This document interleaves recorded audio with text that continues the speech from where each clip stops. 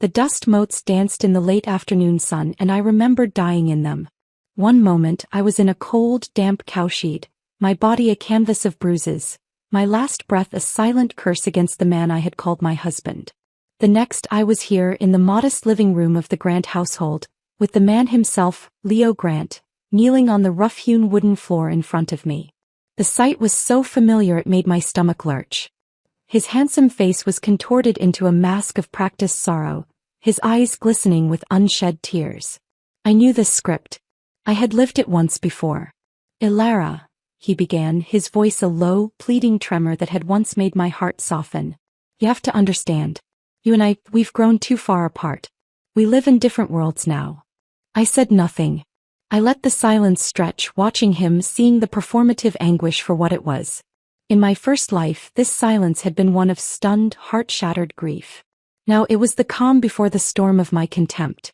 He mistook my quiet for the old weakness. "Clarissa Vance," he continued, the name dripping with reverence. "She's the daughter of Chancellor Vance of Northwood University. Our connection, it's intellectual, it's a meeting of minds. She can open doors for me that a simple, uneducated village girl like me cannot," I finished for him, my voice flat, devoid of the emotion he expected. He flinched, startled by my tone. "No, that's not what I meant. Blair, my love for you is real. It will always be real. Don't worry. Once I secure my professorship, I will come back for you. I'll bring you to the city. I can't give you marriage, not in name, but I can give you all of my heart. All of my love." I looked at him, this man for whom I had poured out my youth like a libation. I had been top of my class, my own future bright, but I gave it up. I worked in the fish cannery until my hands were raw. I scrubbed floors for the wealthy families in the neighboring town. And yes, I had sold my blood, the very life force in my veins, to pay for his books, his tuition, his room and board. I had cared for his bitter, widowed mother, Martha, when her leg failed her, bathing her, feeding her, enduring her constant criticisms. And my reward? A knife in the back, disguised as a promise of future affection. The memory of the debt collectors, their fists like stones, the taste of blood in my mouth, the final cold darkness of the cowshed, it all surged through me. And after my death, I had seen him in a ghostly vision, shedding 2 perfect, meaningless tears before turning to smile for his wedding photos with Clarissa. A laugh, sharp and bitter, escaped my lips. It was a sound of pure, undiluted fury. Leo stared, confused and a little frightened. This was not his script. I was supposed to be weeping, begging, clinging to his legs, promising to wait for him forever. "You find this amusing?" he asked, a sliver of his true arrogance peeking through the facade. "I find you pathetic, Leo," I said, my voice low and steady. "You speak of love while planning your betrayal. You offer me the scraps of your affection from the high table of your new life.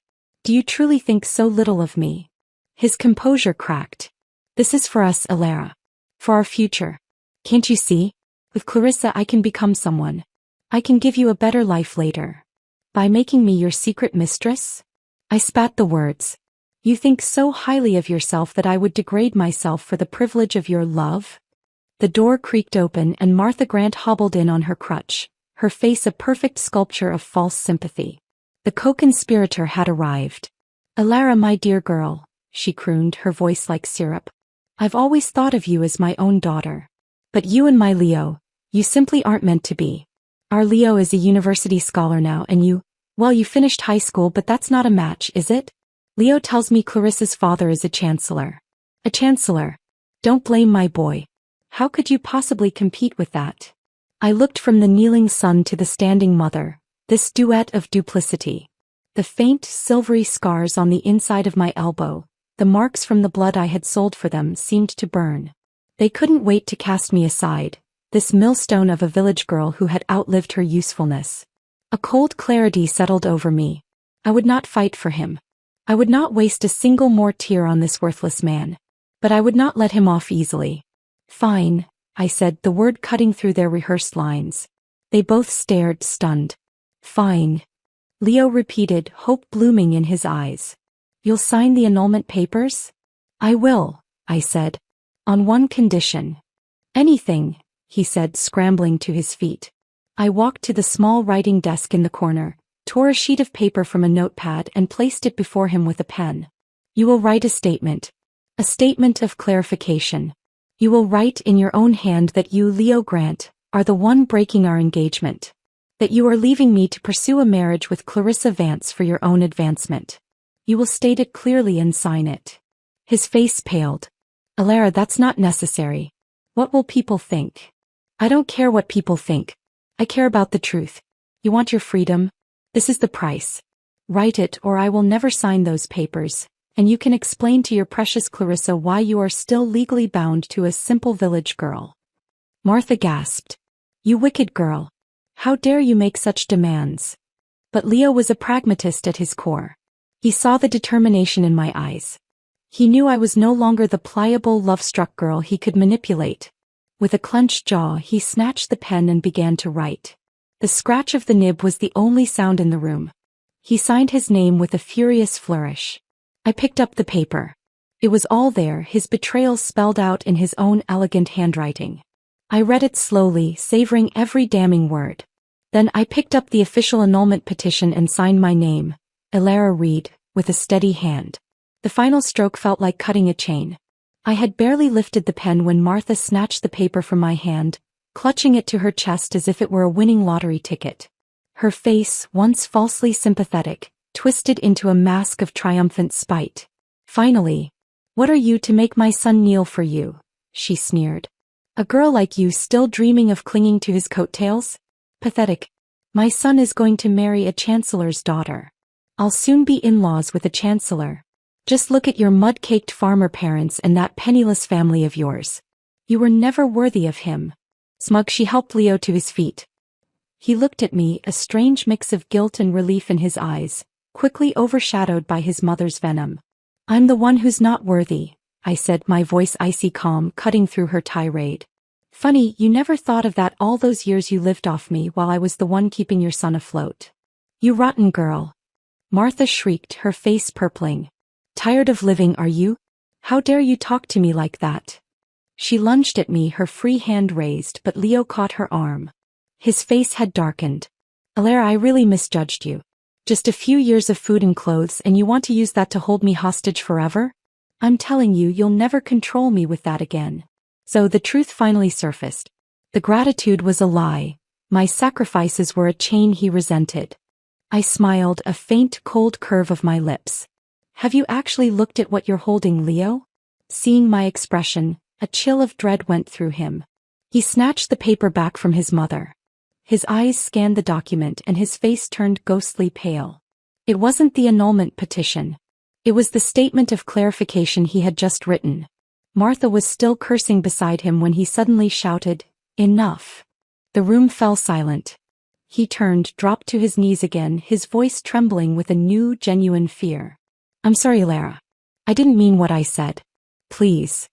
Martha, frozen, finally understood. I had only signed his confession, not the legal document that would set him free. The arrogance she had shown moments ago evaporated, replaced by sheer terror. Her knees buckled and she fell to the ground with a thud. Alara, it's all my fault, she sobbed, grabbing the hem of my dress. Please forgive this foolish old woman. You're better than me. Don't hold a grudge. Beat me, scold me if you must, but please don't refuse to sign. I looked down at the mother and son groveling before me. The power shift was complete. I've given you so much, I said slowly, my voice echoing in the quiet room. Yet it's you who wronged me. You'd better remember that. With that, I picked up the annulment petition, signed it with a final, decisive stroke and tossed it onto the floor in front of them. Without a backward glance, I turned and walked out of the house that had been my prison in a past life, the taste of freedom and vengeance sweet on my tongue. The walk home was a blur of conflicting emotions. My chest felt tight, a pressure cooker of resurrected grief and rage from a lifetime ago. In my past life, Leo had always spoken of his destiny with a fanatical gleam in his eye. His greatest wish, he'd said, was to return to the city not as the abandoned son of a man who'd fled back to urban life, but as a respected professor. He wanted to silence the whispers, to prove to everyone who had ever pitied or mocked him and his mother that he was better than them all. I had pitted that hardship. When a tuition shortfall threatened his expulsion, I didn't hesitate. I gave up my own academic dreams, my excellent grades meaning nothing against his ambition. I dropped out and worked, taking any job I could find. The memory of the needle in my arm, the dark blood flowing into the bag, the price for his books, his pride, flashed before my eyes. I had tended to Martha, managing her bitterness and her household, all for the promise of a shared future. And what had it bought me? His betrayal was bad enough, but his cowardice was what truly killed me. To buy Clarissa Vance a lavish wristwatch, he had secretly mortgaged the small house my parents had left me. I never knew until the debt collectors came. They didn't care about my story. Their fists were their arguments, and the cold, filthy floor of that cowshed was my deathbed. It was my own blindness that had made me treasure Leo, never seeing the wolfish ambition hidden beneath his gentle, scholarly appearance. I had loved the illusion, not the man.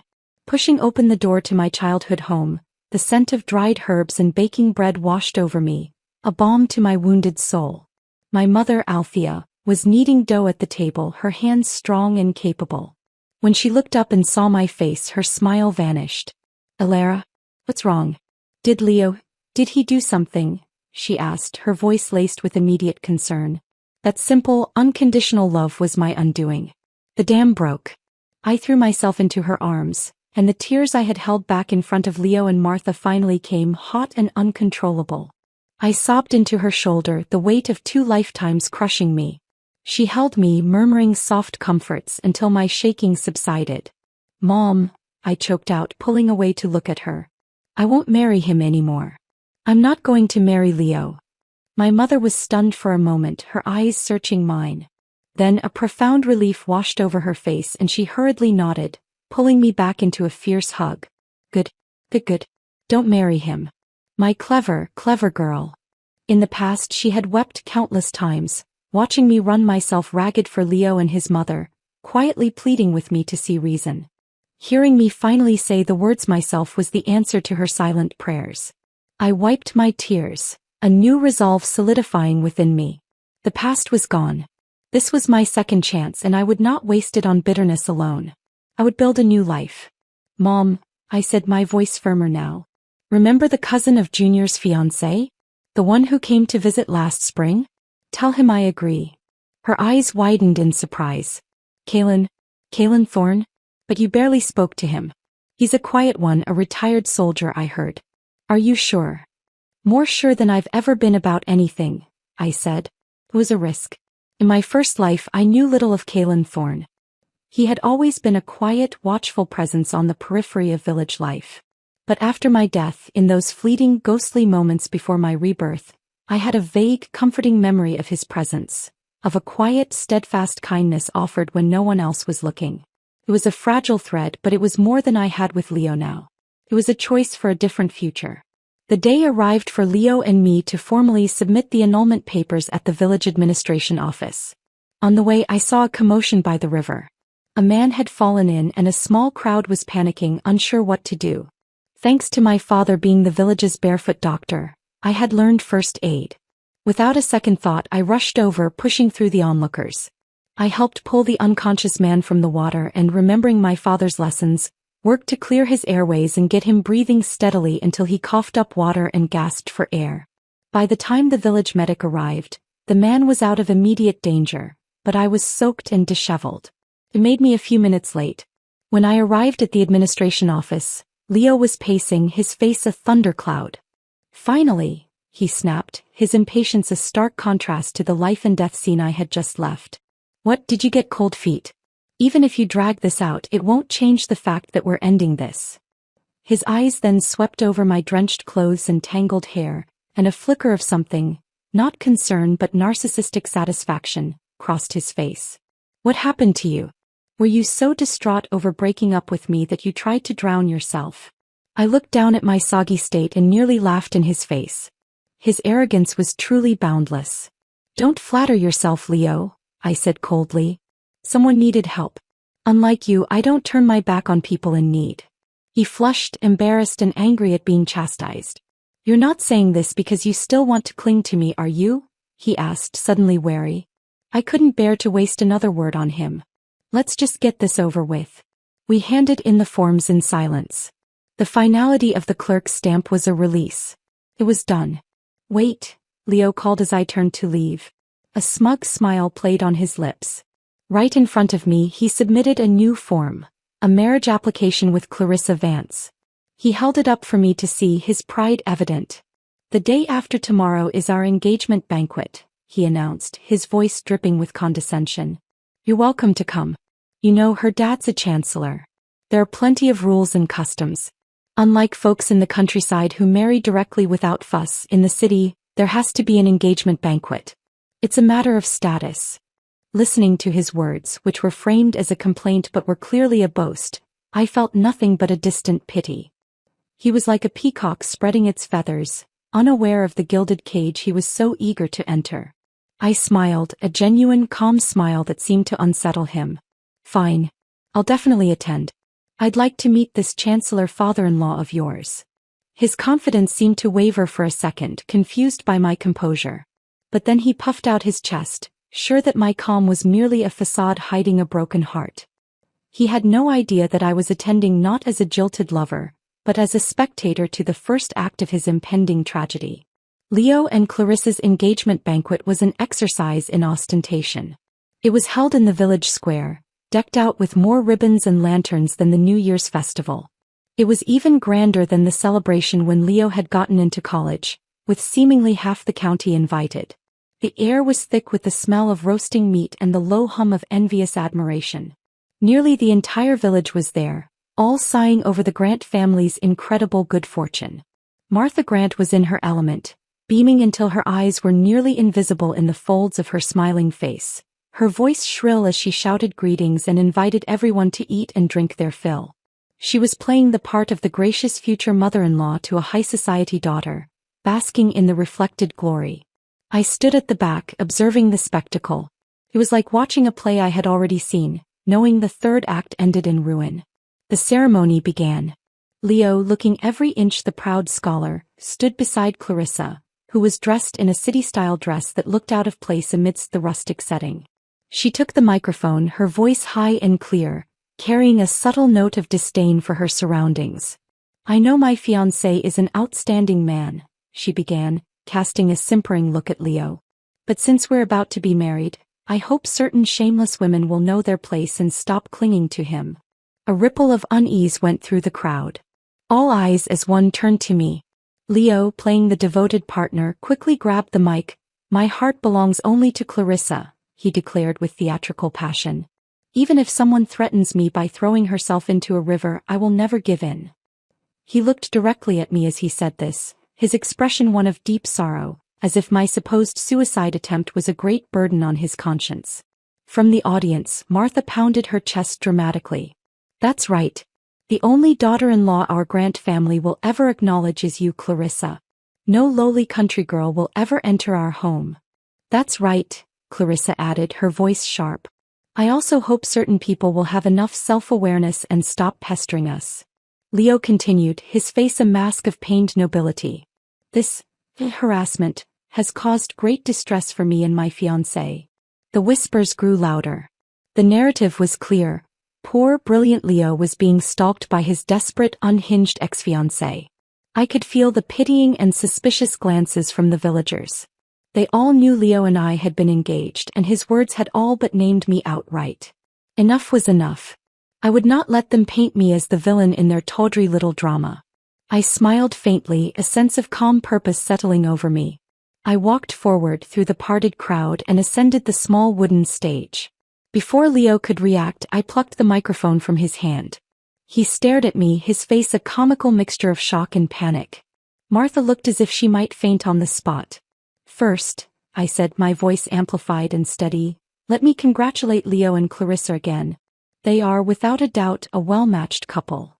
The crowd quieted, intrigued by my unexpected move. "Second," I continued, "I have a personal announcement I'd like to share with everyone here today." At my words, Leo's face turned a sickly pale. He made an aborted move to grab the mic back, but with hundreds of eyes on him, he was trapped by the decorum he so valued. I let the silence hang for a moment, enjoying the sheer terror in their eyes. Then I continued. "The reason I'm so happy for the happy couple is that it has freed me to pursue my own happiness. I too am getting married." A collective gasp went through the square. Leo's jaw dropped. Gathering my courage, I looked down into the crowd, my eyes searching until I found him. Kalen Thorne was standing near the edge, his tall, solid frame quiet and still amidst the chaos. Our eyes met. "Kalen Thorne," I said, my voice clear and sure, my heart hammering against my ribs. "Will you marry me?" For a moment the entire world seemed to freeze. Kalen stood frozen in shock, his usually impassive face a canvas of stunned disbelief. My cheeks burned, but I held his gaze.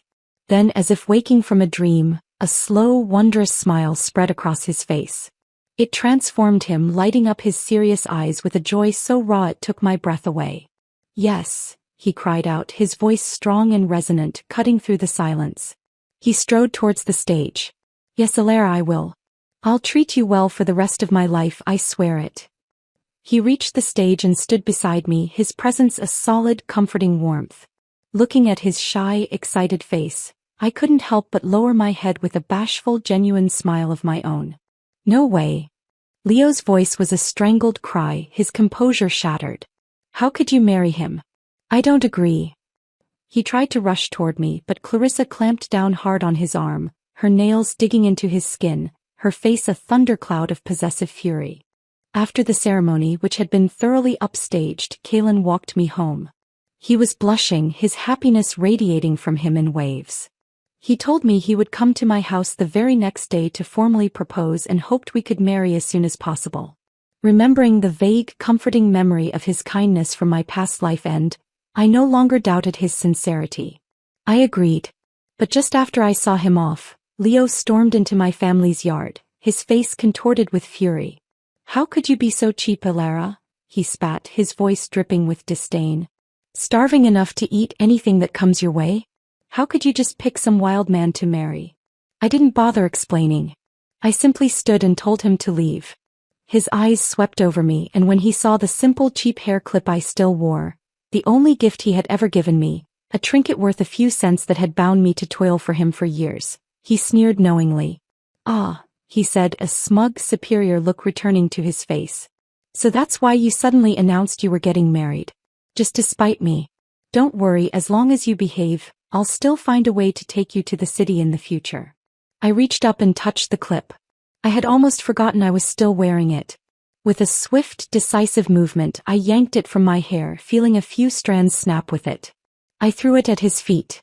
"Get out, Leo." Behind me, as I turned to go inside, he called out, "Even if you're angry, there's a limit. Don't cross the line or I'll really be mad." I slammed the door shut, the sound a final period on the sentence of our history. His voice, his presence, his pathetic threats, they were already fading into the echoes of a bad dream. Outside, a new future, quiet and steady, was waiting for me. Kalen and I set our wedding day for the 6th of the month. By a twist of fate, or perhaps Leo's frantic insistence, his wedding to Clarissa was scheduled for the very same day. The village chief, in an attempt to manage the spectacle, arranged a collective ceremony for both couples, presiding over it himself. The contrast between the two grooms was stark. Leo had spared no expense for his city bride. The three big items, a bicycle, a wristwatch, and a sewing machine, were all of the highest quality, polished to a brilliant shine. Compared to my past life, where his bride price for me had been a simple kettle and a promise, the difference was a chasm. The villagers whispered incessantly, "The Grant family isn't well off. How could they afford such an expensive dowry?" one woman muttered. "I heard they mortgaged their house just to pull it together," another voice chimed in, laced with scandalized glee. "Are they crazy? Where will they live after this?" Martha, overhearing, rolled her eyes and snapped, "What do you know? My son is marrying the daughter of a university chancellor. After the wedding, we'll be moving to the city to live with them." The people around her forced smiles and nodded, unwilling to offend the future in-laws of a man they believed to be so powerful. As the ceremony time approached, a knot of anxiety tightened in my stomach. Kalen was nowhere to be seen. My parents were pacing, their faces etched with worry. Although I kept comforting them, telling them to wait a little longer, inside I was a mess of nerves. Had I misjudged him? Had the pressure been too much? Leo seized the opportunity. He swaggered over, a smug grin plastered on his face. "Alara, still acting to save face? Looks like your wild man didn't have the courage to show up. What are you going to do now?" His gloating expression made me feel sick. I ignored him, but he pressed closer, lowering his voice to a conspiratorial whisper. Stop pretending. You've had your fun, but don't take this too far. If you embarrass yourself later, don't expect me to help you. His eyes raked over my simple wedding dress. You look beautiful today, Alara. Too bad this isn't ancient times. Or I could marry Clarissa as my main wife and take you as a concubine. His words were so vile, so utterly repulsive that I felt a wave of nausea. I was about to unleash my fury when a commotion at the entrance interrupted me. They're here. Leo's eyes lit up and he rushed over, expecting Clarissa. But it was Kalen who strode into the hall, his expression calm but his eyes searching for me. And he wasn't alone. Beside him was a middle-aged man in a well-tailored city-style suit, a man who carried an air of quiet authority. Clarissa entered then, holding the arm of another older man. Leo hurried up to them, his face a picture of obsequious delight. "Dad," he said to the older man, his voice oozing affection. "It's such an honor for our village to welcome you here." I frowned.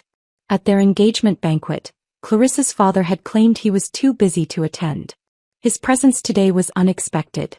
Leo fussed over the man, wiping down a chair and helping him sit before proudly grabbing the microphone. "Fellow villagers," he announced, his chest puffed out.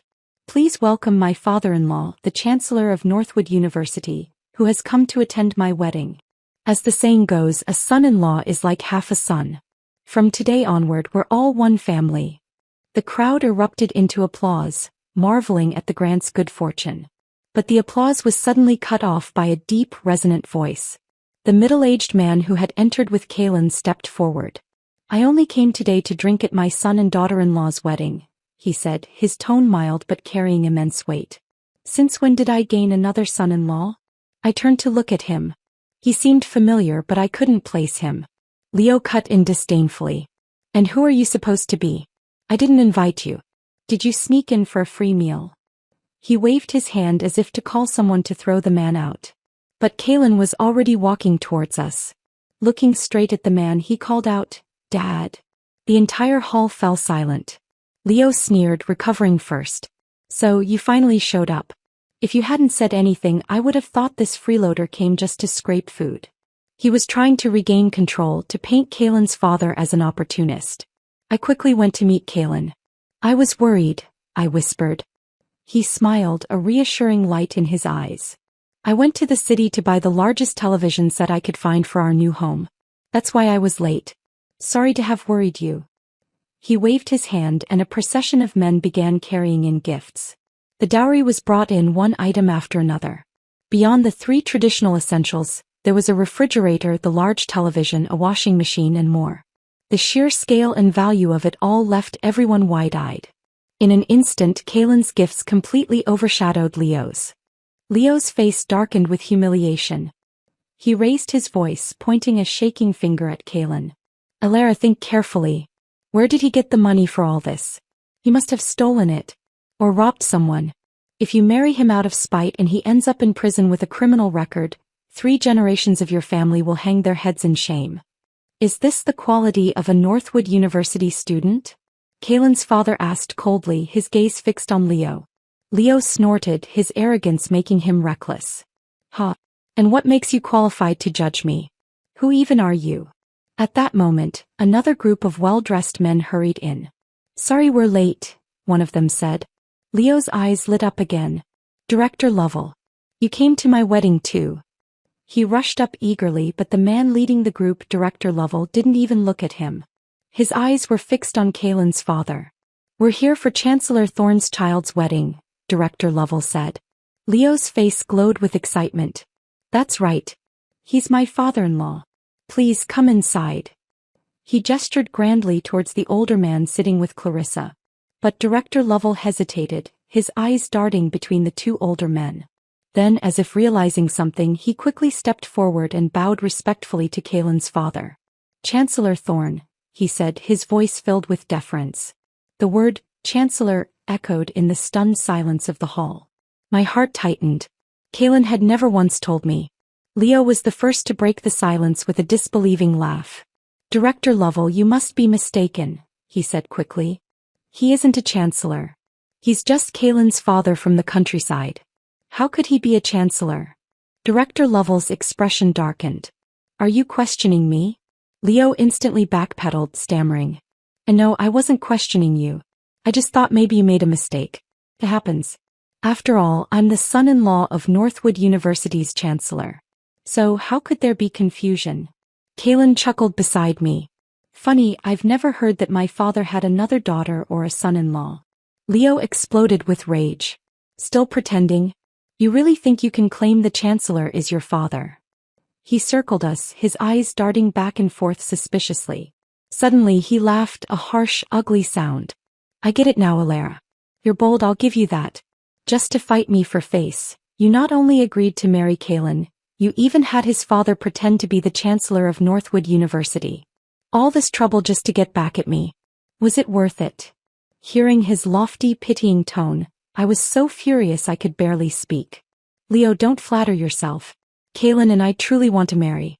Stop making everything about you. We don't have the time to hire someone to pretend to be anybody. Do you even believe the nonsense you're saying? Leo shot back. If you love me so much, then why did you marry someone else the moment I got engaged? So you're saying this man is really the chancellor? If he's the chancellor, then I'm the mayor. He threw his head back and laughed, a picture of arrogant disbelief. Kalen took 2 steps forward, his fists clenched, but his father raised a hand to stop him. Young man, Mr. Thorne said, his voice calm but carrying an undeniable authority that silenced the entire hall. Don't speak so carelessly. I am indeed David Thorne, the Chancellor of Northwood University. The truth, spoken so simply and directly, was like a thunderclap. The silence in the wedding hall was absolute, broken only by the distant call of a crow. Leo's arrogant laughter died in his throat, replaced by a strangled gurgle. His face cycled through a series of emotions, disbelief, denial, and finally a dawning, gut-wrenching horror. David Thorne's declaration hung in the air, undeniable. The respect in Director Lovell's bow had been too genuine, the authority in the Chancellor's voice too innate to be faked. But, Leo stammered, his eyes darting wildly from David Thorne to the older man sitting beside a now pale Clarissa. He's my father-in-law. Chancellor Vance. All eyes turned to the man Leo had been fawning over. Under the intense scrutiny, the man squirmed, his eyes shifting nervously. He looked nothing like a university chancellor. He looked like a frightened, cornered animal. I stepped forward, my heart pounding not with nerves, but with a fierce sense of justice. Who are you? I asked the man directly, my voice clear and sharp. I'm Clarissa's father. I'm a university chancellor, he mumbled, repeating the line like a poorly memorized script. What's your name? I pressed, my gaze unwavering. Or rather, what is the name of the chancellor of Northwood University? The man stammered, sweat beading on his forehead. I am Clarissa's father. I'm the chancellor of a university, he said again, unable to deviate from his lines. I looked at him, then at the horrified crowd. Do you realize that impersonating someone else is a crime? I said sternly. You can be arrested and jailed for this. That was the final blow. The man's composure shattered completely. He dropped to his knees, his hands clasped in supplication. I didn't know. I didn't mean any harm. They just told me to pretend to be her father. They gave me 50 yuan. No one said I'd go to jail for it. Please don't arrest me. The confession echoed through the square and then the room erupted. So, it was fake after all. What about the house the Grant family mortgaged? How will they pay that back now? Leo thought he was so clever, but he ended up marrying into a lie. Alara is the lucky one. She married into real wealth instead. Leo must be dying inside. He abandoned her for a fraud. The chatter was deafening. Leo stood frozen, his world collapsing around him. The color drained from his face, leaving him a ghastly shade of gray. Then with a guttural roar he snapped. He lunged at Clarissa, his hands gripping her arms like vices. You, he shouted, shaking her. You lied to me. You said your father was a chancellor. You promised you'd help me get a teaching position. Why did you lie to me? This is fraud. This is marriage fraud. Clarissa, initially shocked, quickly recovered her venom. She wrenched herself out of his grip, her face contorted with a fury to match his own. I haven't even confronted you yet, she shrieked. Didn't you promise me the 3 big items for the dowry? Didn't you say you'd give my family an extra 500 yuan and buy us a house in the city? Turns out you mortgaged your own hovel just to scrape together the dowry. You're the fraud. You just wait. I'll sue you for fraud and hold you accountable. Part 5. The Unraveling. Leo's collapse was not dramatic, but a slow, silent folding in on himself, as if his bones had turned to dust. He sat on the ground, the finely tailored suit he'd been so proud of now looking like a ridiculous costume. It's over, he muttered, his eyes vacant, staring at nothing. Everything's over. I watched, the anger in my chest cooling into a hard, clear crystal of understanding. Neither of them was innocent. Leo, the social climber, had been out-schemed by Clarissa, the gold digger. He thought he was marrying into power. She thought she was marrying into wealth. Their entire relationship was a house of cards built on mutual deceit, and it had taken only a single truthful breeze to send it crashing down. If either of them had bothered with simple honesty, if greed and ambition hadn't clouded their minds, they wouldn't be the laughingstock of the entire county. A piercing shriek cut through the noise. Martha, her face purple with rage, had finally processed the humiliation. The grand future she'd boasted of had evaporated, leaving only a mountain of debt and a fraudulent daughter-in-law. Her eyes rolled back in her head and she fainted dead away, hitting the ground with a heavy thud. A new wave of chaos erupted as people rushed to revive her. When she came to, sputtering and disoriented, her first act was not grief but vengeance. With a howl, she launched herself at Clarissa, fingers curled into claws. You lying witch! You've ruined my son. You've ruined us all. But Clarissa was not some meek village girl to be cowed. She met Martha's charge head-on, delivering 2 sharp, stinging slaps to the older woman's face. Don't you touch me, you old hag. Your son is the liar. You're all a family of penniless frauds. The scene devolved into a screaming, scratching melee between the new bride and her mother-in-law, with Leo still catatonic on the ground, a monument to his own shattered ambitions. Amidst the chaos, a man walked toward me. It was David Thorne, Kaylin's father. He had a kind, steady smile that reached his eyes. You must be Alara, he said, his voice a calm oasis in the storm. We've met before. Do you remember? I was certain I had seen him somewhere, but my mind, reeling from the drama, couldn't place him. You are? I asked. By the little river that day, he said with a gentle laugh. If not for your timely help, I might not have survived. Realization dawned. The day I was late to submit the annulment papers, the man I had pulled from the water and resuscitated was him. The world seemed to tilt on its axis. The simple act of stopping to help a stranger had set in motion a chain of events that led me directly to his son. My name is David Thorne, he continued. I'm Kaylin's father. We don't share the same last name because Kaylin took his mother's surname when he was a child. The final piece of the puzzle clicked into place. Kaylin had never hidden his background. He'd simply never defined it by his father's title. He was his own man. Kaylin, standing beside me, listened to the explanation, his hand finding mine and squeezing tightly.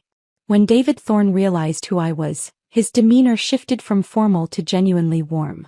When Kaylin first told me he wanted to marry, he was unusually insistent. I had my doubts, but now I see why. As a father, I hope the two of you can support each other and grow old together. Kaylin and I exchanged a glance, a silent conversation passing between us. One of relief, understanding, and a budding shared joy. Thank you, Dad, we said in unison, and then, embarrassed, we both lowered our heads and smiled. Though chaos had broken out at the wedding, Kaylin and I still managed to complete our ceremony. It was quiet, simple, and real, witnessed by our families and the few friends who mattered. That night, in a small apartment he had rented in the nearby town, I spent my first sweet night as his wife. It was a world away from the cold betrayal of my past life. A world of gentle touches, quiet promises, and a safety I had never known. The next morning, I dragged my pleasantly sore body out of bed to find Kaylin already in the small kitchen, breakfast prepared. When he gently asked if I was uncomfortable, I could only shyly shake my head, my cheeks heating. Still, the events of the previous day were a lot to process. I had always known Kaylin was a retired soldier, a man of quiet strength and few words. Now his father was a university chancellor. Over breakfast, he noticed my quiet contemplation. My mother passed away when I was very young, he explained, his voice soft. Because my father was so busy with work, my grandparents in the countryside raised me. When I grew up, my father respected my choice to enlist. Alara, I'm sorry I never told you this before. I didn't think the title was worth mentioning. But I promise from now on, I'll tell you everything in advance. Hearing his sincere apology, my last vestige of uncertainty melted away. I smiled and forgave him. I didn't marry you for your family, Kaylin. I married you for you. If I had chosen a husband for external prestige, I would have ended up like Leo and Clarissa, destroyed by greed and vanity. Speaking of Leo, the fallout from the wedding had made him infamous. In the days that followed, the village gossip was solely about him and his fraudulent marriage. From the sound of it, life wasn't going well. I didn't bother to pry. I was content, living peacefully with Kaylin, helping my parents and starting to think about my own future, which no longer revolved around a man's ambitions. But one day, about a week later, Leo found me. I was walking back from the market when he stepped out from behind a tree, making me jump. Just a few days apart, and he looked wrecked. His clothes were rumpled, his eyes were shadowed with deep circles, and he had lost the polished, superior air that had always defined him. Alara, he said, his voice raspy. Are you doing well now? He stared at me with a false tenderness that made my skin crawl. Before I could tell him to get lost, he rambled on. These past few days have been hell for me, like living in purgatory. He blocked my path as I tried to walk away. I know I hurt you deeply before. I was wrong. Please forgive me, won't you? He stepped closer and I recoiled. I don't care about any of that anymore, I said coldly. I have a new life now. The past is dead to me. Alara, I finally figured it out, he sighed, the picture of regret. I let myself be blinded by wealth and status, and that's why we were torn apart. But I've realized my mistake. I can't let this continue. From today on, I'll make things right and put everything back on track. His voice took on a feverish, unnaturally bright quality. Alara, I know you married Kaylin, but if you divorce him now and marry me, we can still be together. Of course, there won't be a bride price and we don't need a wedding.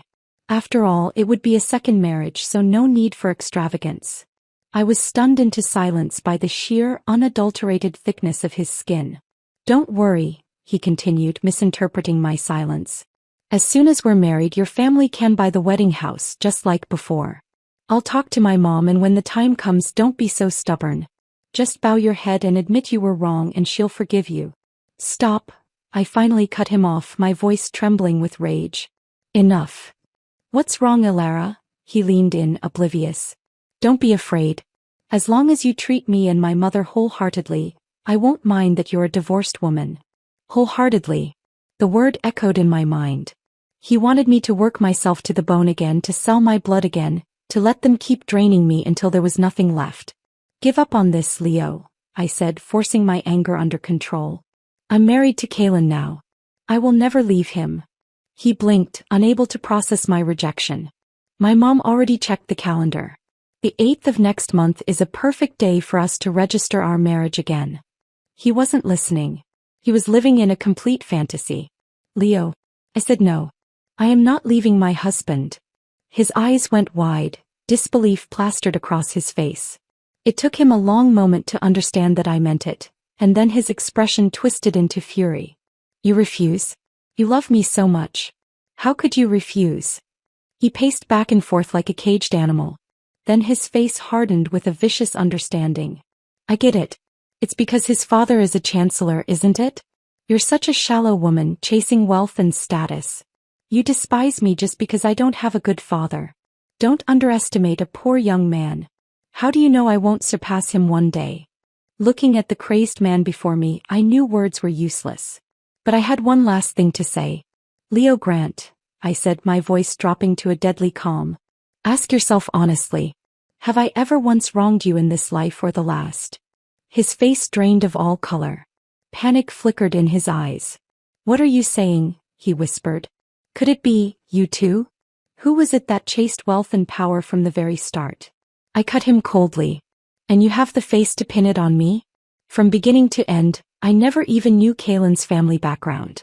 But you, twice now, you abandoned me for Clarissa because you thought she was a chancellor's daughter. The moment you heard that title, you kicked me aside like garbage. And the second you realized she wasn't, you came crawling back.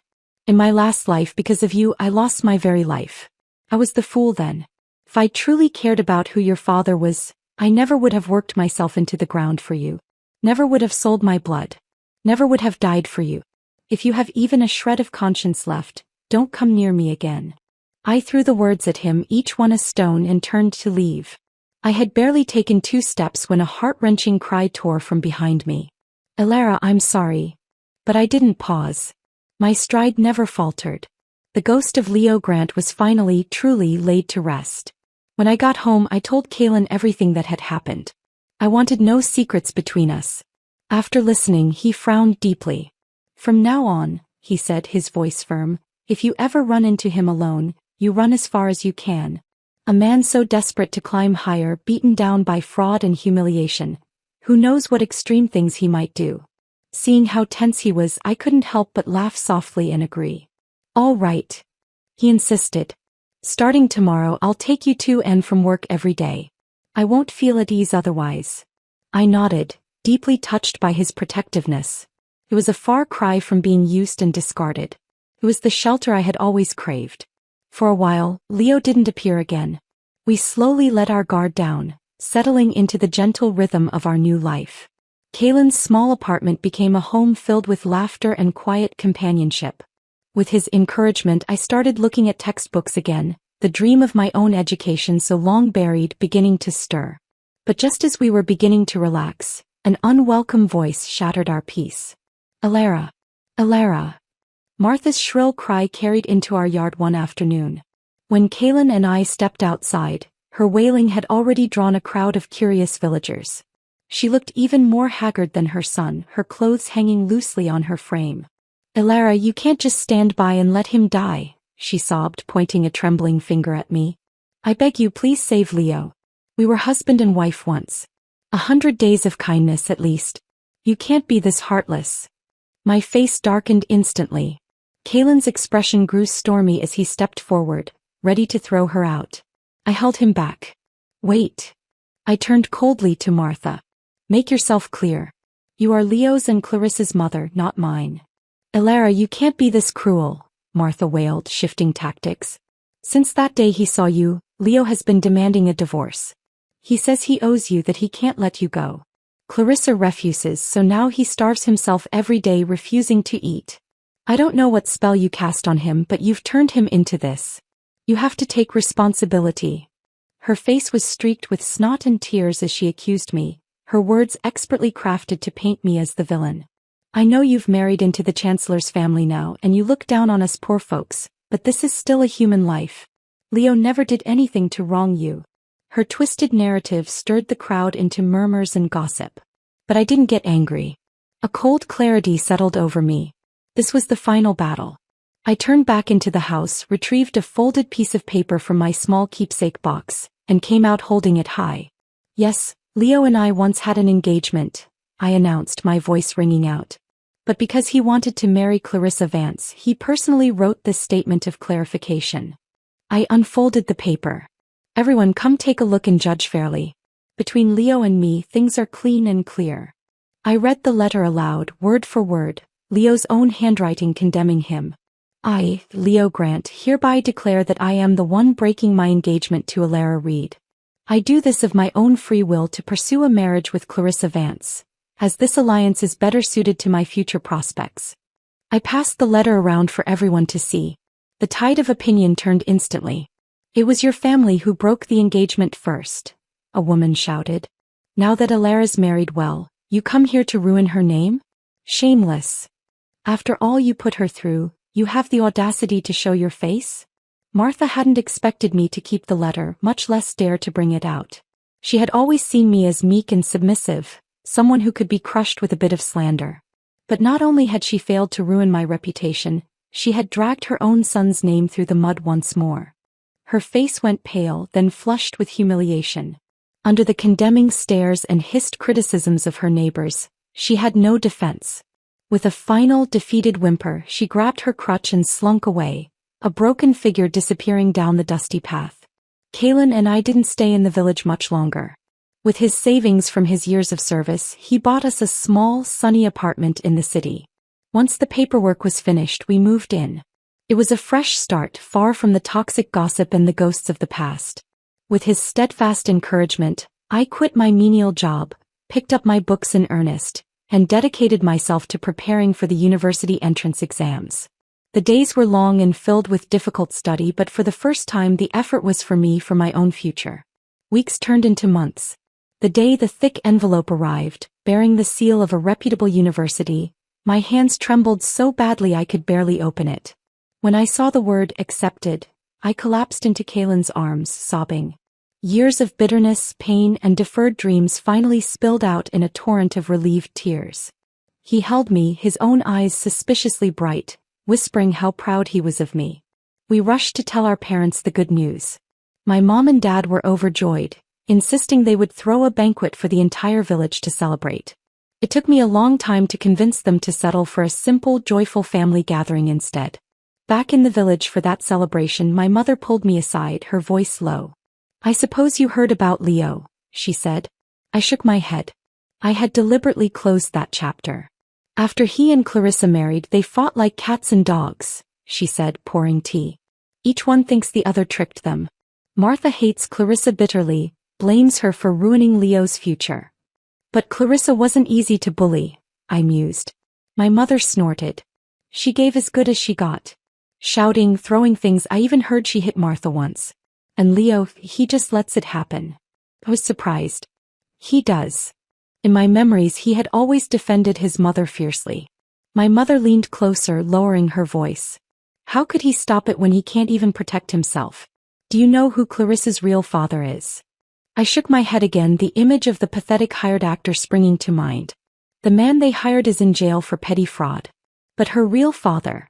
He's in prison for something much bigger. A known criminal. With that kind of family connection, Leo can never pass any background check. My mother sighed, a hint of pity in her voice. "Forget about becoming a professor. He can't even be a teacher anymore. That position he always dreamed of, it's gone forever." I thought of Leo's singular, driving ambition, to return to the city as a respected academic. It was the very reason he had discarded me. The irony was so perfect it was cruel. "And yet," my mother continued, "Clarissa's family knows this.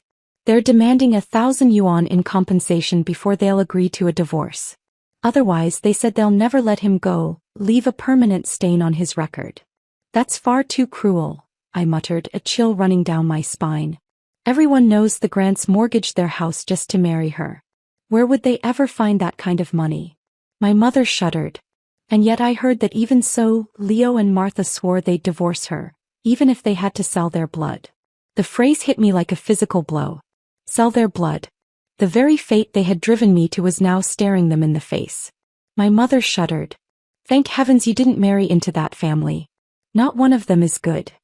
I reached out and patted her back gently. "Mom," I said softly. "Look at me now. I'm happy, aren't I?" She looked at me, at Kaylin who was laughing with my father, and she nodded with profound relief. Only I knew the true depths of what I had suffered in my first life in that house. But none of it mattered anymore.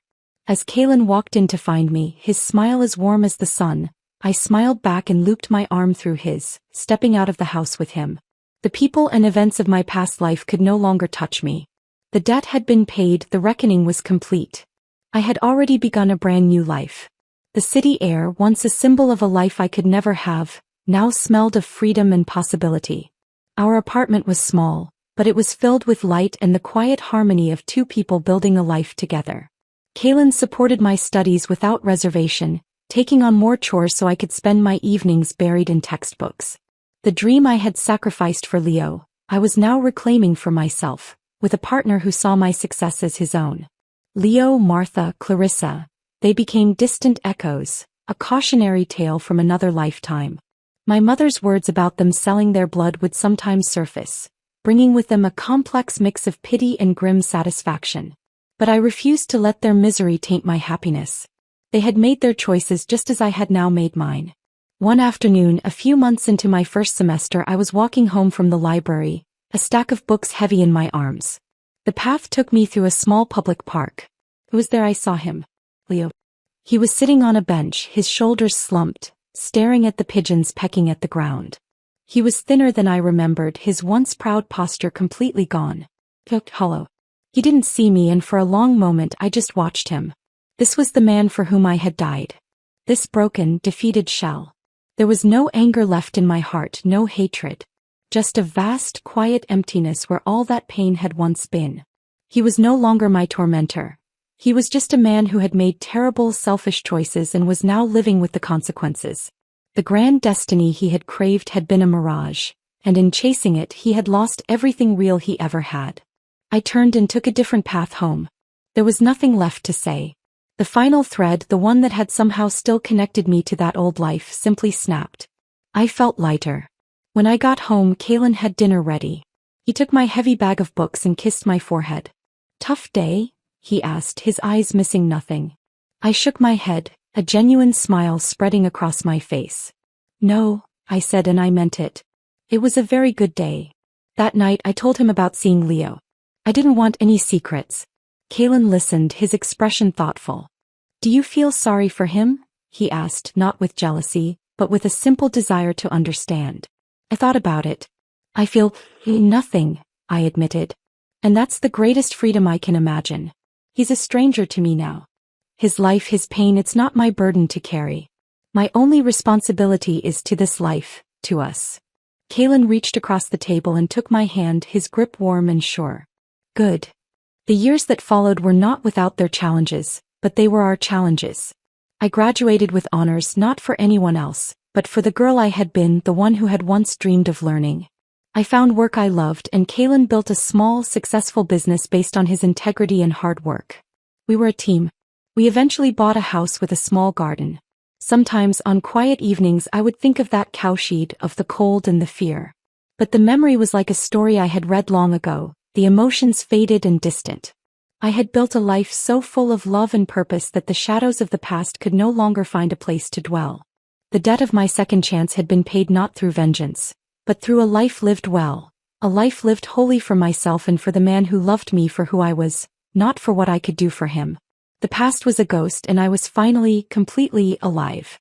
The end.